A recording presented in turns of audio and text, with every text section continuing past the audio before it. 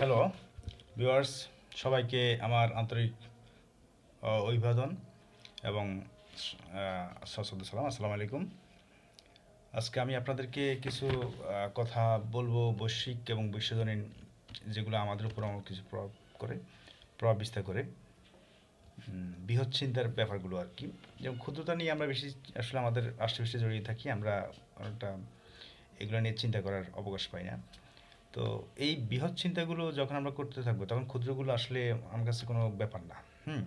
এবং আমাদের আত্মা দিন হয় না, একটা আত্মাটা ব্রড হয়, হ্যাঁ, বিশাল হয়, বিশাল আকার ধারণ করে। তো এগুলো নিয়ে একটু ভাবতে হবে। যেমন আপনি এই আমরা আসলে আমাদের ছোটোবেলা আমরা দেখেছি যে কৃষি যুগ, আমরা তারপরে পশু, গবাদি পশু লালন পালন, এই কৃষি যুগ আমরা আমাদের সমাজটা দেখেছি, আমরা চোখের সামনে এগুলো আমাদের দেখা। সেখান থেকে উত্তরণ হয়ে আমরা বর্তমানে শিল্প যুগ এবং এই কি নগরায়ণ শিল্পায়নের যুগে এসেছি। এখানে এসে আমরা এই বিশেষ করে ব্যবসা বাণিজ্যে, চাকরি বাকরিতে, ব্যাংকিং ব্যবস্থা, ব্যবসার মধ্যে এই যে মুনাফা বিস্তার করা, সুদ কাঠামোগুলা, এগুলো আমরা মোটামুটি এমন কোনো লোক নেই প্রায় যে কেউ এটার থেকে বাদ আছে। তো এগুলা একসময় আমি দেখিনি। সো আমরা 20-30 বছর আগে এগুলা তেমন গ্রাসী হয়ে দেখিনি আমরা। বর্তমানে এগুলো আমরা যেভাবে সর্বগ্রাসী হয়ে আসছে, এগুলা থেকে যেভাবে সবাইকে মোটামুটি জড়িয়ে ফেলছে, এগুলা আসছে কোত্থেকে? আমরা জানি যে এগুলোই আপনার ইহুদিরা এগুলো শুরু করেছিল।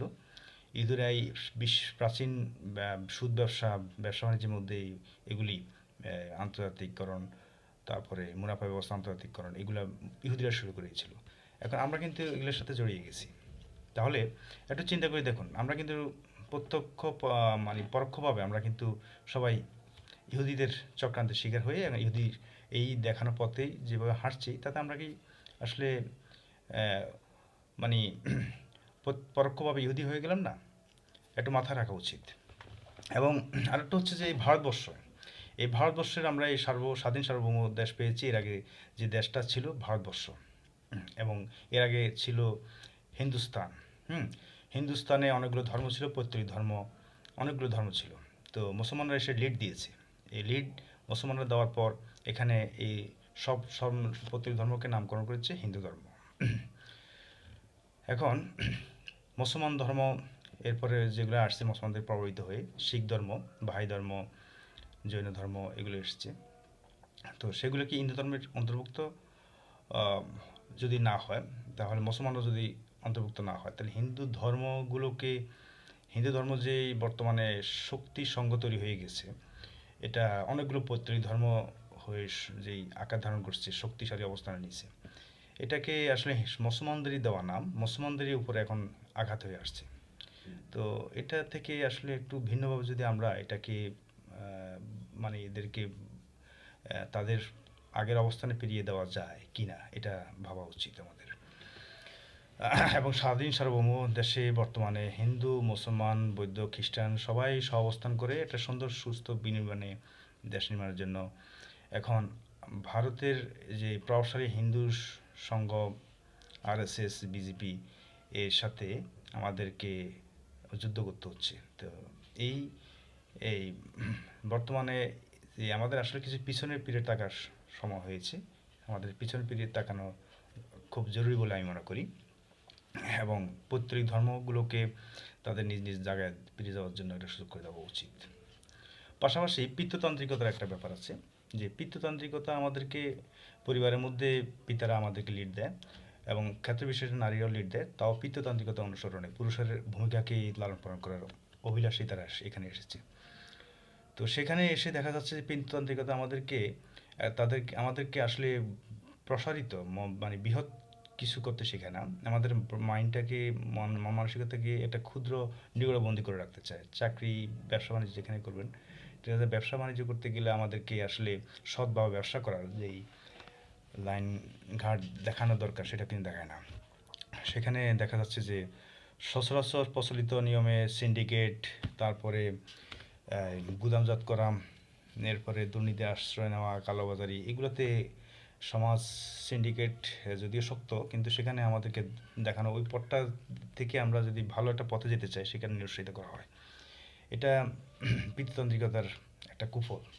পাশাপাশি বেসরকারি চাকরিজীবী, বেসরকারি সরকারি যেখানে আমরা যাই না কেন সেখানে যদি আমরা আহ, সৎভাবে চলতে চাই কেউ, কিন্তু সেখানেও দেখা যাচ্ছে প্রচলিত নিয়মে সুদ, ঘুষ, দুর্নীতি আশ্রয় নেওয়ার জন্য পিতৃতান্ত্রিকতা আমাদের কিন্তু উৎসাহিত করে। এটা থেকে আমরা কিন্তু আহ, আমাদের কিন্তু এখান থেকে বের হওয়া উচিত।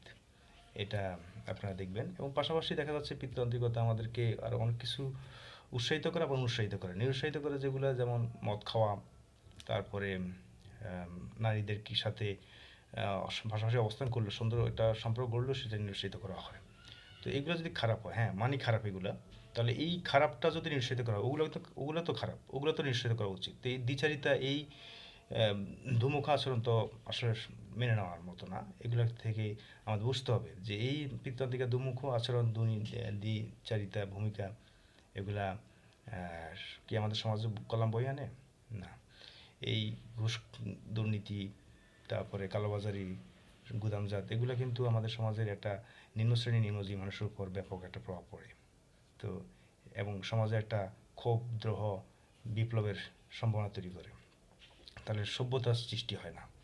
তো সভ্যতার সৃষ্টি না হলে আমরা আসলে দেখা যাচ্ছে যে অসভ্য হয়ে অন্য কোনো মানুষ এসে, রোহিঙ্গা বা হিন্দুস্তানের লোকেরা এসে আমাদের শাসন করবে। তো দেখা যাচ্ছে এই পিতৃতান্ত্রিকতাই আমাদের সর্বনাশের মূল। এটা যদি না বুঝেন তাহলে আপনার আমরা অনেক পিছিয়ে থাকবো। তা আগানোর জন্য এটাই বোঝা উচিত আর কি। পরিশেষে আবার বলতে হয় যে বয়স্ক লোকেরা আসলে কিন্তু তারা 40-50 বছর আগে যারা আছেন, এরা কিন্তু আসলে অনেক কিছু বুঝে না।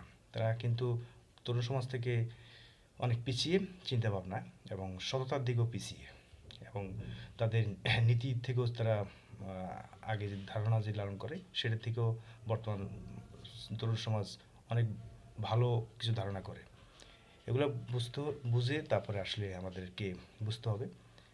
এজন্য সবাইকে ধর্ম বর্ণ নির্বিশেষে সুস্থ, সুন্দর এবং কল্যাণ সমৃদ্ধ একটা রাষ্ট্র গঠনে, সমাজ নির্মাণে আমাদের ভাবতে হবে।